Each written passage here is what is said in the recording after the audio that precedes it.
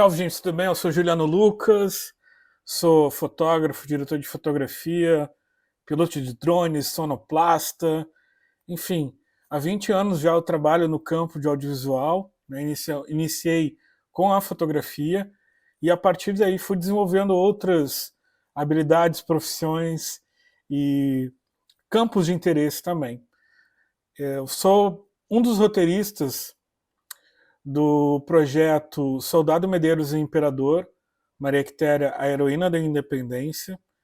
E esse projeto ele vai dar conta da escrita de um roteiro sobre essa personalidade, né, sobre essa mulher que em 1823 ingressou no exército, né, só que para isso ela teve que assumir uma identidade, ainda que temporária, e isso a gente ainda vai discutir no roteiro, né, ela assumiu uma identidade masculina para poder entrar no exército, porque até então não admitia que mulheres pudessem ingressar nas suas linhas. Então, essa oficina ela dá conta também do edital Retomada Cultural, né, 2, e é uma honra fazer parte desse projeto, né, e, mais uma vez, é muito importante, né, que as instituições estejam abertas, né, a essas propostas e que essas histórias que por muito tempo foram silenciadas, elas possam serem vistas, né, com outros olhares e por aí vai. Então vamos lá, vamos agora ao que interessa. Essa oficina ela traz, né, essa vontade de compartilhar coisas que a gente foi aprendendo ao longo do caminho e que foram surgindo também, né, nesse processo de escrita do roteiro, né? Então, para quem ainda não está familiarizado, vou começar aqui com uma ideia de apresentação, uma rápida apresentação sobre a questão do audiovisual, né? Como é que surge, né, até a gente chegar no roteiro e falar um pouco também da experiência de mercado que a gente está vendo e tal, né? E como surgem, né, novos olhares e isso vai acabar também intervindo e modificando muitas vezes um pensamento mercadológico também, mas que impacta diretamente na sociedade. Beleza, gente? Então vamos lá. Então quero começar primeiro falando uma breve história sobre o audiovisual, como é que surge, né, essa ideia de audiovisual, da onde que parte, né? Bom, então a gente tem, né, a gente já tinha, a pintura já era desenvolvida já há algum tempo já, né? Tinham pintores que se dedicavam a produzir obras cada vez mais realistas, com detalhes e tal. Então, aquele mesmo Da Vinci lá, o pintor e tal, escultor, né, artista e inventor principalmente, né, se atribuem diversas invenções a ele. Então, Da Vinci ele já sentia a necessidade de capturar fielmente o que ele estava vendo, e muitas vezes a pintura não dava conta. Tinha um projeto, já existiam estudos, né, que davam conta, né, da câmara obscura, né, que era uma forma, né, muitas vezes de retratar uma imagem, e Da Vinci fez, ele aprimorou esse sistema e desenvolveu, né, esse princípio da câmera escura, que era, né, consistia em fazer, né, numa escala maior, né, fazer um furinho num quarto, que era todo pintado de preto e tal. Essa imagem, ela entrava por esse furo, ela era projetada na parede, né, oposta, como está na imagem aqui, e a partir disso a imagem era, né, estava exposta, ele estava projetada ali, só que estava de cabeça para baixo. Diversos pintores aprenderam essa técnica e começaram a pintar de cabeça para baixo. Mas eu trago isso só para ter uma ideia inicial dessa, né, da vontade de capturar essa imagem fielmente, né, e que através dessas observações alguma coisa já tinha ali, né? Então, né, é um princípio, tanto é um princípio, né, que as câmeras fotográficas vão obedecer até hoje, né? Na sua grande maioria, é um princípio que até hoje, né, ele vai, esse conceito, né, na verdade, ele vai ser utilizado até hoje, né? E aqui está a história da primeira fotografia, né, feita por Joseph Nicéphore Niepce, né, na França, em 1826. Ela demorou cerca de 8 horas para ser capturada, né? Essa imagem que dá para ver ali meio borrada e tal, mas é a vista da janela do quarto dele, né? E aí começa, né, a grande questão, né, dos processos de captura de imagem, que até hoje a gente também vai explorar isso, né, de diversas formas, mas era grande, ainda é, né, eu acho que a grande inovação tecnológica da fotografia, do audiovisual, ela passa por aí também, né? Que são as mídias de captura. Para fazer essa foto, eles desenvolveram uma chapa de cobre, né? E essa chapa de cobre ela era submetida a uma solução química, né? E que acabava, né, por a imagem sendo fixada ali, né? Então, o grande desafio, né, se tornou deixar esse tempo de captura menor, obviamente, né? Você só podia, imagina, alguém ficar 8 horas parado em frente a uma câmera, é impossível, né? Acho que nem dormindo a pessoa fica parada, mas é um pouco disso, assim. E o desafio foi, né, tornar esse processo mais rápido, obviamente, e tornar essas mídias de captura sustentáveis, menores, né, e que pudessem ser um pouco mais dinâmicas, né, e um pouco mais seguras também. Beleza? Então vamos seguir aqui. E aqui a gente tem aqui a imagem, né, de um dos primeiros equipamentos, né, chamado cinetoscópio, né, e ele foi desenvolvido, né, por um estadunidense que era assistente do Thomas Edison, aquele mesmo cara que inventou a lâmpada, né? Então, esse cinetoscópio, né, ele já tinha essa ideia, né, de produzir, de capturar as imagens em movimento, coisa que a fotografia não fazia, né? A fotografia tinha a capacidade de congelar um quadro por vez, de capturar um quadro por vez. Um francês chamado Léon Bouly, né, ele acaba de desenvolver uma máquina que ela conseguia gravar as imagens, capturar imagens e reproduzir também, né? E aí, né, ele investiu muito tempo, grana, né, energia nisso e ele ficou quebrado, né? E enfim, e aí por uma dessas questões, né, que a gente não tinham leis muito específicas que dessem conta, né, dessas questões, e enfim, outros países também, o cinematógrafo acabou sendo patenteado pelos irmãos Lumière, né, que eram empresários e tal, tinham bastante grana, inclusive, né, mas que eles também têm um protagonismo, né, dentro da história do cinema. Né? Então a gente vai ver um pouquinho agora do que é isso. Tá? Em 1895, os irmãos Lumière produziram o primeiro filme, né, que ele chama-se A Saída da Fábrica Lumière em Lyon. Né? Lyon é uma cidade na França, e basicamente era isso que vocês estão vendo. Né? Era registrar a saída dos funcionários após o expediente de trabalho. Né?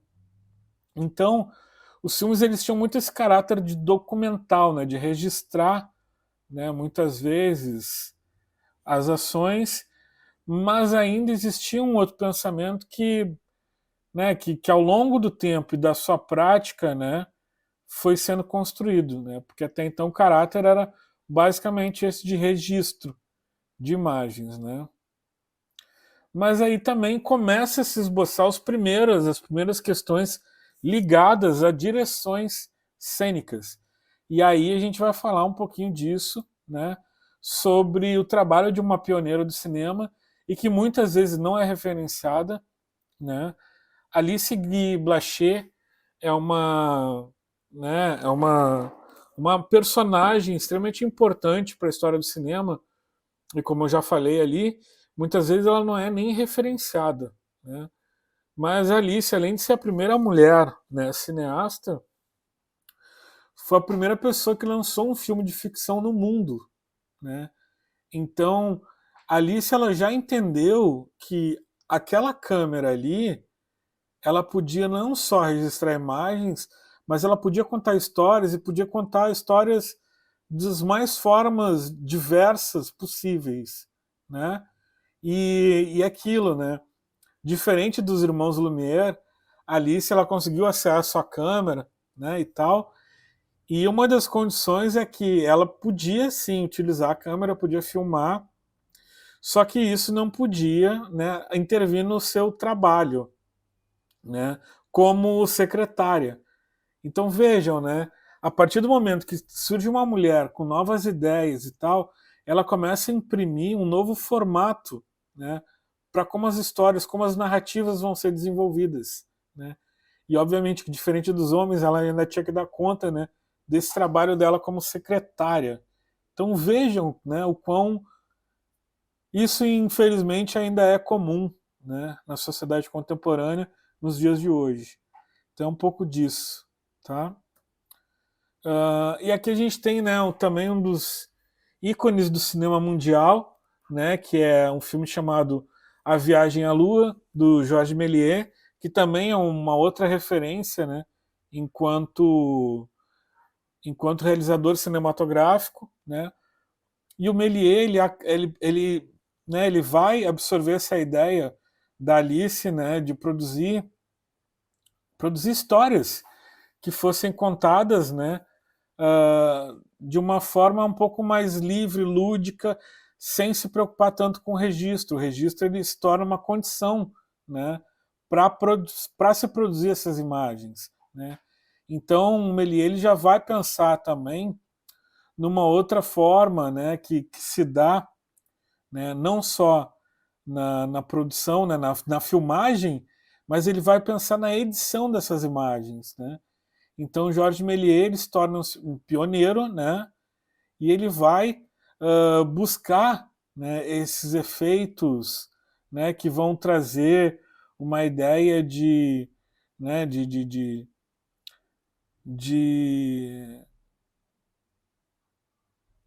uma ideia moderna de produzir essas imagens, né? Então é um pouco disso assim, né? E ele começa a entender, né, que a partir desse momento que ele começa a produzir esses filmes precisam circular e esses filmes eles precisam chegar até as pessoas, né? Então o Méliès ele tem essa ideia já de entender, né, que existe um comércio, né, existe uma possibilidade, né, de mercado, um nicho de mercado, né, e a construção, né, dessas plateias, desses públicos que vão consumir esses produtos, né? Então, um pouco disso. Agora aqui a gente tem, né, um dos grandes desafios do cinema mundial, que é a captura de som, né? A reprodução sonora. Isso sempre foi um grande desafio, né? Vocês estão vendo esse equipamento aqui, é um fonógrafo, né? Ele captura quanto ele reproduz, só que, né, como vocês podem ver aqui, tem essa grande, né, eu vou chamar de tubo, desculpa, eu não lembro o nome exatamente desse mecanismo aqui, mas é um mecanismo acústico, né, tanto de captura quanto de reprodução, tá? E aqui, ó, né, onde tem bem no final desse desse tubo, que é que eu vou chamar assim, ou tuba, né? Existe um cilindro, vocês veem que é um cilindro marrom, laranja, né? E era onde que as imagens ficavam gravadas, desculpa, as imagens, os sons seriam gravados através de uma agulha nesses cilindros de cera, né? Então, né, já começava, né, essa ideia de se escrever o som, né? Não deixa de ser uma grafia também, né? Tanto que o nome do equipamento chama-se fonógrafo, porém, né, existia um grande desafio, porque esses discos de cera eram muito frágeis, né? E a partir do momento que você grava ali o disco também podia quebrar e tal, mas na hora de reproduzir esse disco, ele também, né, como tinha uma agulha ali, também é danificando, né? Então, com o tempo, esse cilindro, desculpa, né, não falei disco, mas é um cilindro, ele ia, né, se deteriorando, beleza? Né?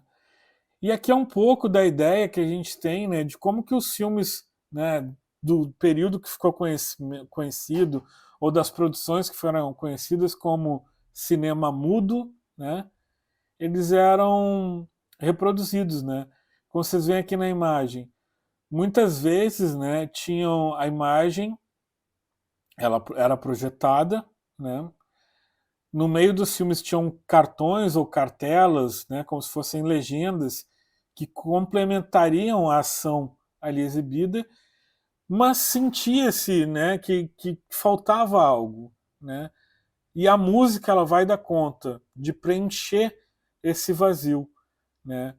E a música ela acaba, né, de fato, ditando o humor da cena, né? Quando eu digo humor é se a cena ela é uma cena triste, se é uma cena alegre, se é uma cena que envolve suspense, né?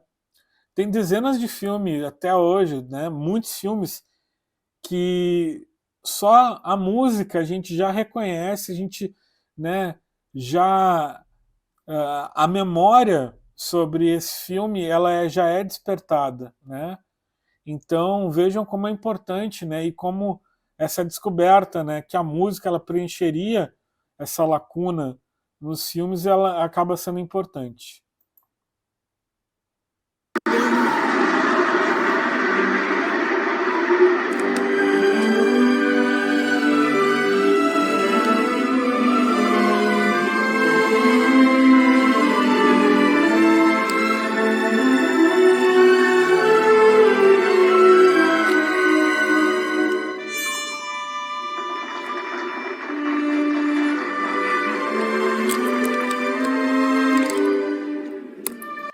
Então, um pouco disso, minha gente. Agora já a gente, né, que teve essa breve explanação aí, né, desses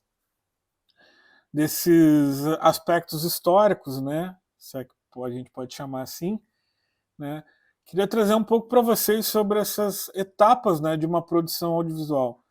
Tem a concepção dela, né, que a gente vai focar nessa questão porque ela diz respeito, né, ao roteiro, né, e ao que se propõe o projeto, né, Soldado Medeiros Imperador, Maria Quitéria, a heroína da independência, né, o projeto ele é a construção desse roteiro, né, mas eu quis trazer também para vocês aqui essa ideia de pré-produção, produção, pós-produção e por último distribuição, né, que são que a gente pode chamar as etapas, né, de uma produção audiovisual. Geralmente, né, a gente vai ouvir falar sobre essas três aqui: pré-produção, produção e pós-produção, né? E eu vou falar rapidamente sobre essas etapas, né, de realização, mas, né, eu achei importante falar um pouco sobre essa concepção, como é que nascem os projetos, a partir do que, né, que eles vão surgindo, né? E da distribuição, que seria pensar, beleza, e como é que o meu filme vai acontecer? Como é que a minha série ela vai surgir? Por que caminhos que ela vai percorrer para chegar no público? Então é um pouco disso. Mas vamos lá. Concepção, eu estou falando da ideia, né, inicial, e em que eu vou construir personagens, eu vou debater o porquê, né? Por que essa obra precisa ser filmada, né? Qual a importância dela, a relevância histórica, né? Ou então o porquê ser uma obra ficcional, né? Por que ela tem que ser, né? Mas em que contextos ela vai se apresentar socialmente como algo importante, né? Ou qual o potencial que ela tem, né? De gerar público, né? De construção, né? De plateia também, né? Então tem aí várias ideias, mas de fato a concepção, a gente entende a obra, por que ela precisa, né, ser realizada, né? A gente entende também a que público que ela é dedicada, né? E a partir daí a gente também, né, estabelece o roteiro. Que o roteiro, são essas ações, né? Claro que como a gente vai contar uma história, essas ações elas precisam ser muito bem planejadas, né? Toda vez que a gente abre a câmera, mesmo que a gente esteja gravando com o celular, a gente está gastando, né? Tá, tá gerando um custo naquilo ali. Então o roteiro ele também ajuda, né? Ele apresenta ideias, mas sobretudo ele apresenta uma ideia organizacional, né? Uma estrutura organizacional de como as coisas vão acontecer e como a história será contada. Beleza? A gente vai falar, né, dessa questão mais à frente, mas, né, aprofundando melhor. A pré-produção. A pré-produção envolve toda a preparação que eu tenho antes de começar a gravar, né? Então, por exemplo, eu tenho uma cena que é noturna, com chuva, né? E aí eu preciso entender como é que eu vou fazer essa chuva, como é que as pessoas, né, vão chegar no set para gravar. Eu preciso entender se essa chuva vai ser artificial ou não, e eu preciso entender se esse lugar é seguro para a equipe à noite, né, ou não. Então a pré-produção ela vai envolver tudo, toda a preparação que a gente vai ter antes de começar a gravar, né? Então é um pouco disso assim, preparar, né, enxugar todas as questões, né, para que a gente possa produzir de uma forma muito mais focada, dinâmica, né, e que seja seguro também para todas as pessoas envolvidas. A produção de fato é a realização da obra, né? Quando a gente vai começar a filmar essa obra, quando a gente vai fazer ela acontecer, né? Então a produção ela é isso, né? Então a gente pode pensar, né? Por isso que é importante entender lá na concepção lá o formato da obra, né? Se é um longa, se é um curta, se é uma série, né? Enfim, se é um filme, né, ficcional ou se é um documentário, né, ou se é a mistura dos dois, ou enfim, né? Então é muito importante a gente entender na concepção, isso já vai estar definido já, né? Para que na nossa produção a gente entenda, né, todo o regramento que vai observar para que essa produção aconteça dentro do horário, dentro dos prazos, né, e dentro principalmente de um orçamento e de um cronograma que serão dedicados a ela. Beleza? A pós-produção. A pós-produção envolve, né, as realizações que a gente, né, fez a partir da produção, né? Tá, mas então, se a gente. Por que não resolveu isso na produção? Porque algumas coisas são muito específicas, né? E, de novo, para observar o cronograma e para a produção ser extremamente focada nas suas ações, né?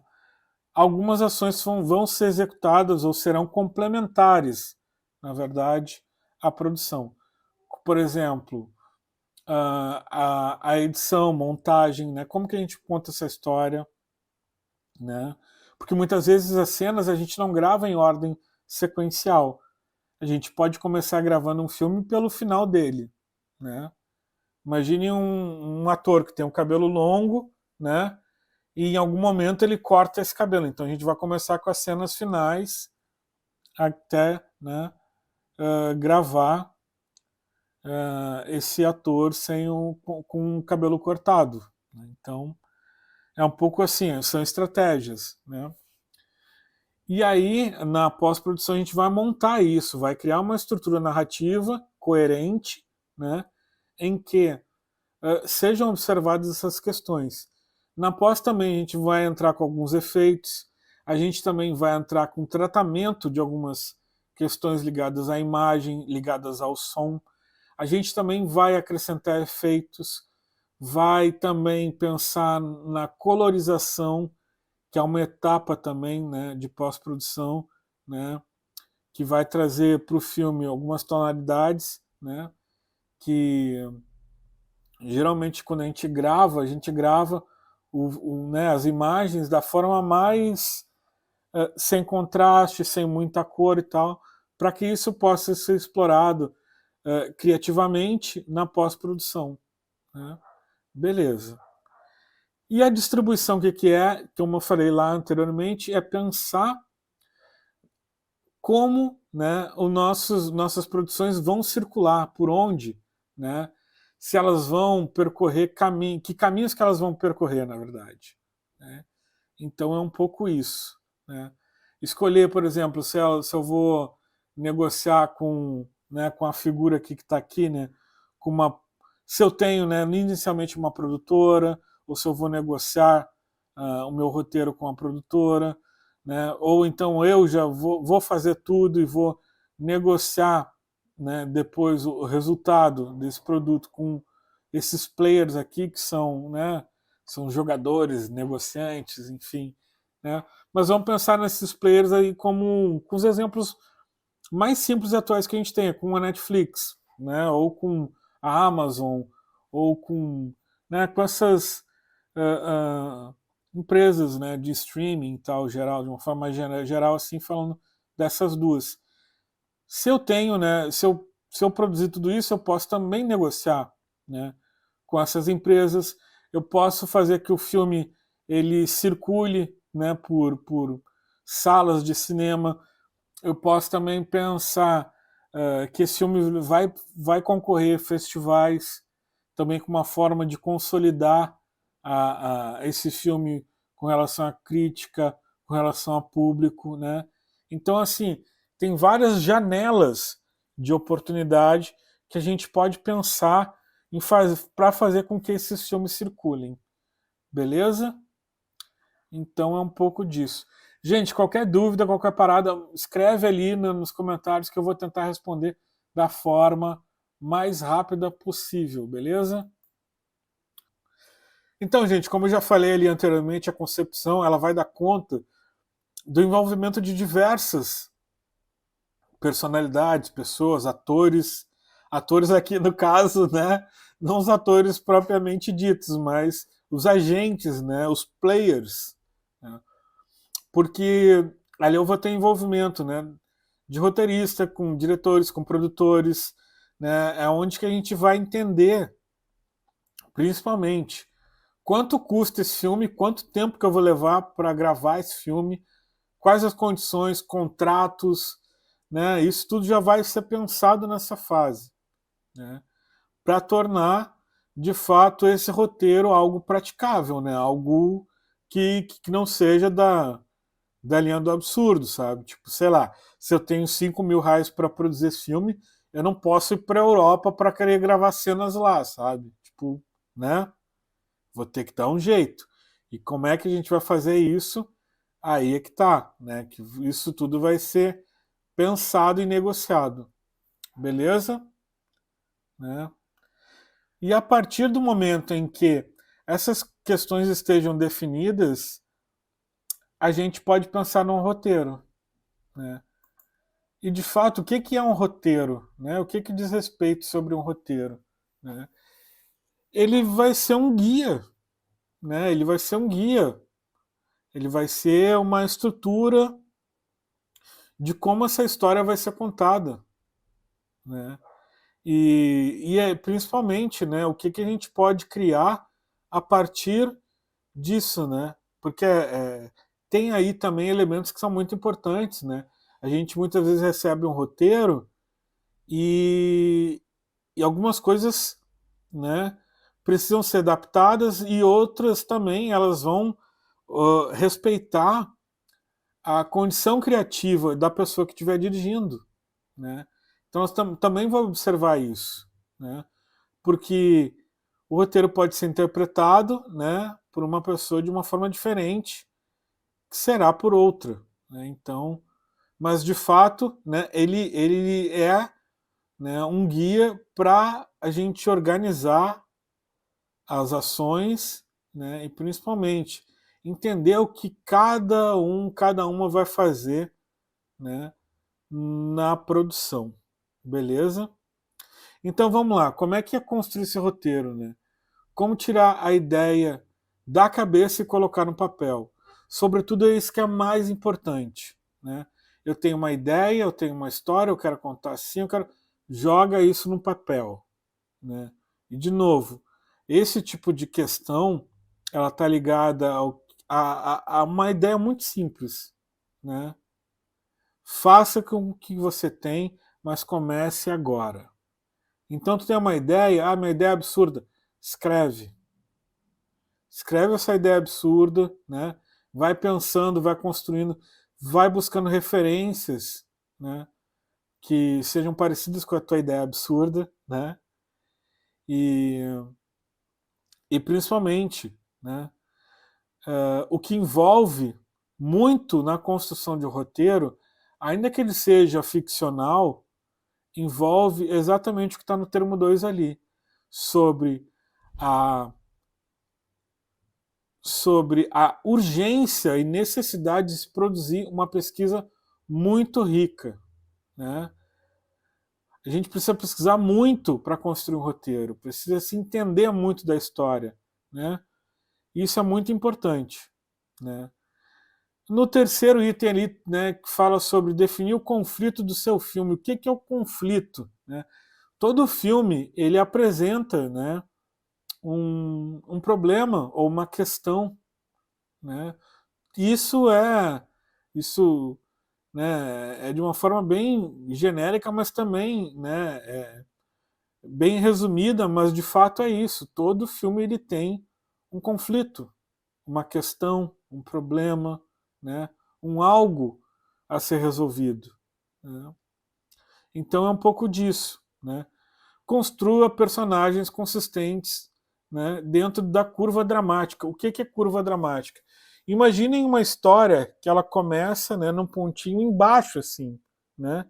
E esse pontinho vai subindo, né? Ele vai fazendo uma curva, vai chegar no ápice da história, né?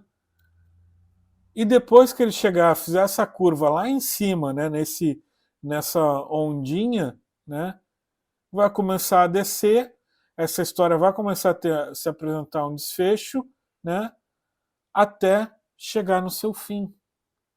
Então é essa a ideia, né, da curva dramática. Então quando a gente fala construir personagens consistentes dentro dessa curva, eu não posso, por exemplo, assim, construir uma personagem importante que seria decisiva na história e que ela some e desaparece a todo tempo sem nenhum critério. Ou então que ela vai aparecer uma vez só e vai sumir e a gente não vai mais ter contato com ela na história, né? Então é muito importante ter isso, né? Isso de uma forma, né, uh, bem definida, né? Argumento é muito legal. Argumento de fato né, o porquê que essa história precisa ser contada, né, pensando em diversos aspectos, né, em acordo com a nossa realidade, em acordo, né, com grupos sociais, em acordo com questões até econômicas também, né, socialmente, de interesse social, né? Questões que vão despertar interesse social. Enfim, o argumento ele vai trazer, né, basicamente o porquê que essa obra ela precisa, né, e o porquê que ela foi concebida. Beleza? Desenvolva cada cena, escaleta e estrutura do roteiro. Escaleta é também algo bem legal, bem interessante, que a gente pode pensar. Isso aí eu também vou deixar para vocês irem em busca também, assim, né, de jogar ali no... Dá aquele Google ali, joga ali, porque tem algumas formas de serem feitas, né? Enfim, tem gente até que desenha, sabe? Coloca isso numa mesa e tal, tal. Então tem algumas formas específicas de pensar nessa escaleta, mas é pensar nessa estrutura de roteiro, né? né? Tem gente que faz diagrama, tem desenha, enfim, mas isso, né, depende muito de quem, né, de como esse roteiro vai ser desenvolvido, por quantas pessoas, que pessoas são essas. Então deixo para vocês pesquisarem sobre escaleta, beleza? Por fim, escreva seu roteiro. Acho que, né, diante disso tudo a gente já pensa, né, em escrever essa história, né, revisar, né? Eu acho que é bem importante, né? Depois que a gente escreveu algo, a gente ter ideia, ter noção, né?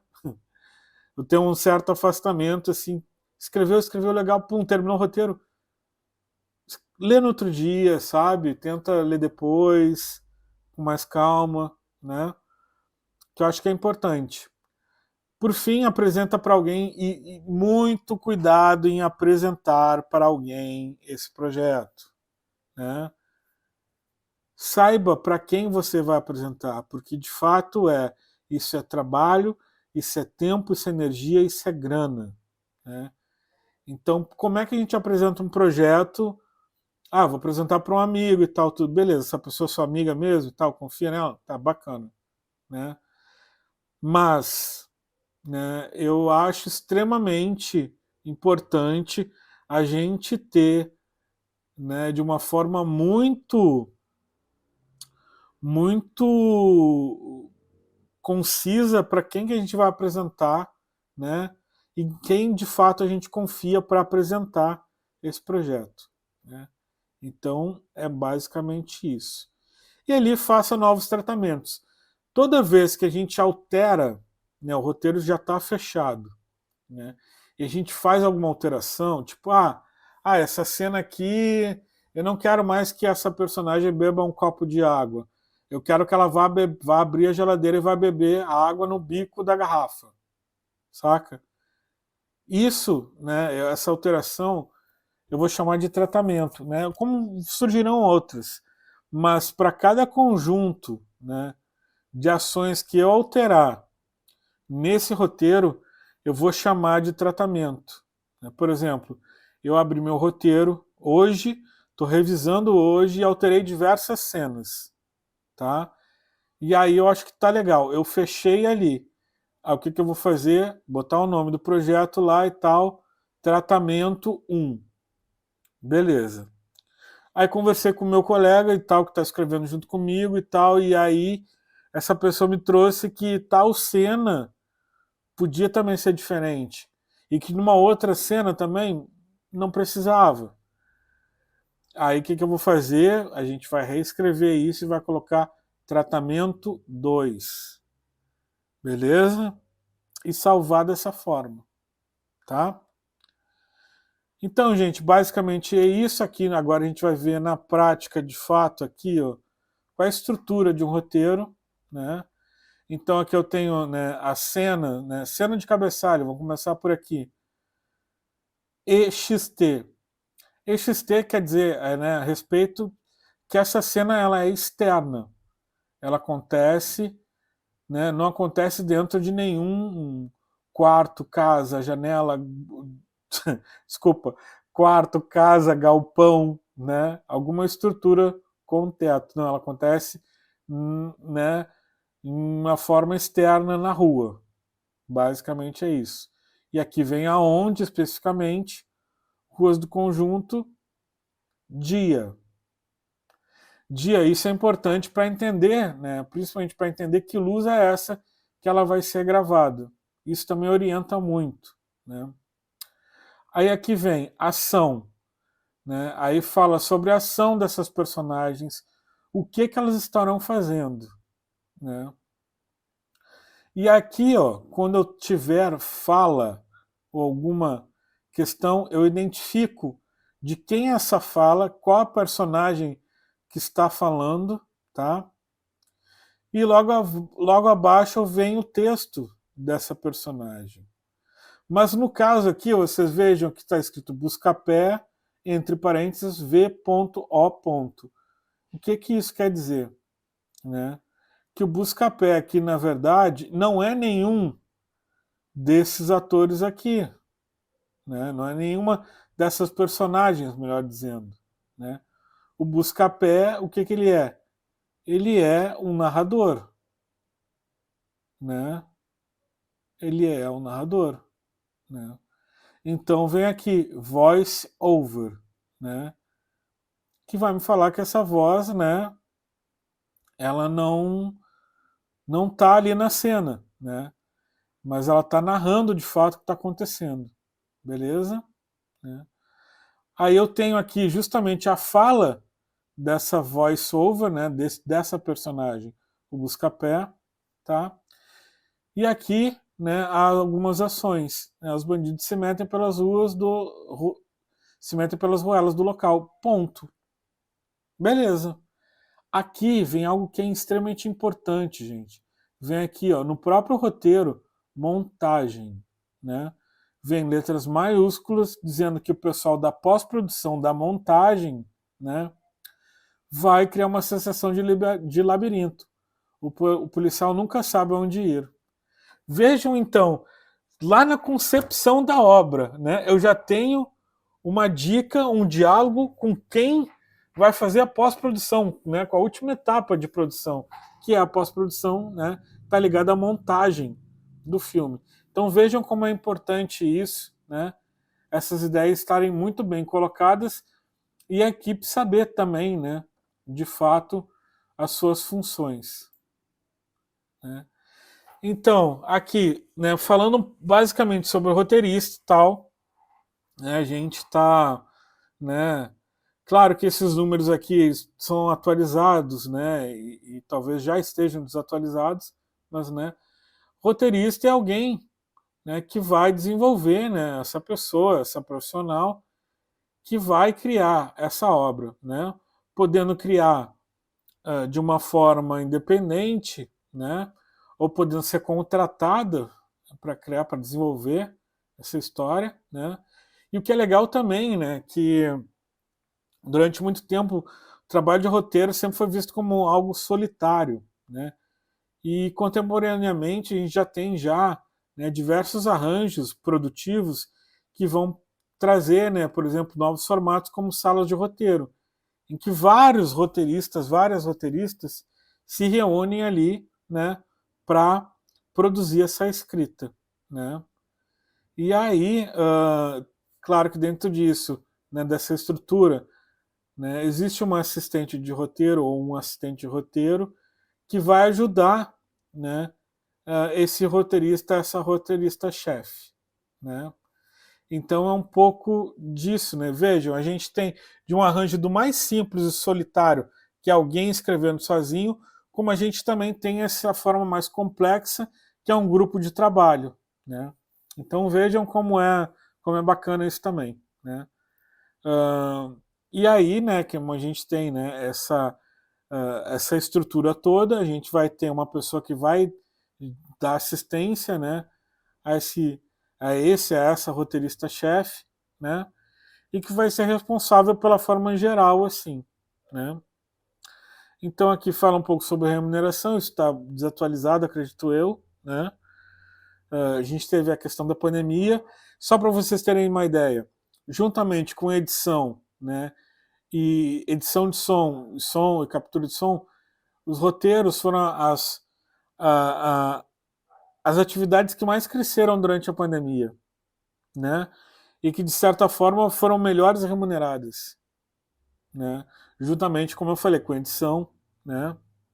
Então isso foi muito, muito, muito importante, né? E ainda é. Então vejam, a partir de uma ideia absurda que vocês tenham, né? Vocês vão estar desenvolvendo uma história e isso sim vai ter mercado, isso vai ter grana, isso vai gerar público, isso vai gerar engajamento social, isso vai gerar uma série de coisas e questões que vão muito além, né? E que vão provar que cada vez, né, mais a tua ideia não era nada absurda, né? Então é um pouco disso, gente. Então eu queria propor um exercício para vocês, né, diante disso tudo, escrever uma cena sem diálogo, tomando como exemplo a estrutura, né, daquele roteiro ali do slide lá, né, se eu não me engano não é 16, preciso ver ali de fato, né, do slide ali do roteiro, que era do roteiro de Cidade de Deus, né, que está disponível na internet. Beleza, gente? É uma cena, né, sem diálogo, né, pensando naquela ação, na ação. E aí, se vocês querem dar alguma dica para montagem e tal, tudo, fiquem bem, bem, bem à vontade. Beleza, minha gente? Né? E aí a gente fica aí até a próxima, né? Peço que mandem comentários aí e tal, compartilhem, curtam, troquem. E essa ideia, de novo, né? Ela faz parte, né, dessa questão do edital, né, do Retomada Cultural 2, mas, sobretudo, ela é uma ideia da gente compartilhar saberes e compartilhar, né, questões que muitas vezes, né, foram muito caras, né, e foram muito difíceis. Né? Por que eu estou falando isso?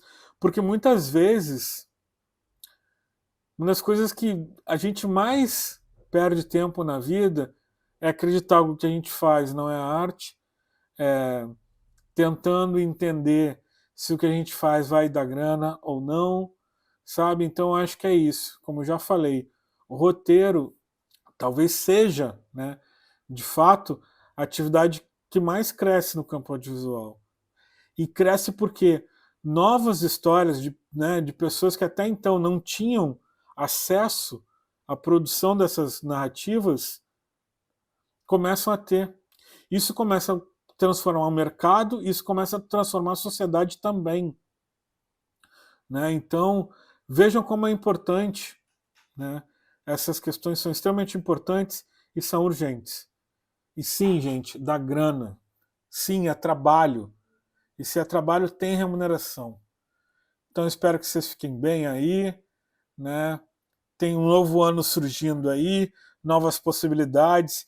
E qualquer dúvida, qualquer caô, eu tô aí e a gente, né, que faz parte do grupo de roteiristas, né?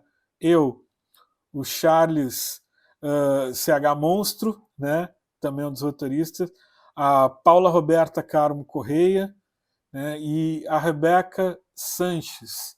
Né? Nós somos os 4 roteiristas dessa série que vai falar sobre a história dessa mulher incrível, gigante, e que de certa forma foi silenciada e ainda é. Vocês sabem quem é Maria Quitéria? Então fiquem atentos às novidades aí que vão surgir a partir dessa experiência. Beleza, gente? Um grande beijo, um abraço e fiquem bem. Até mais.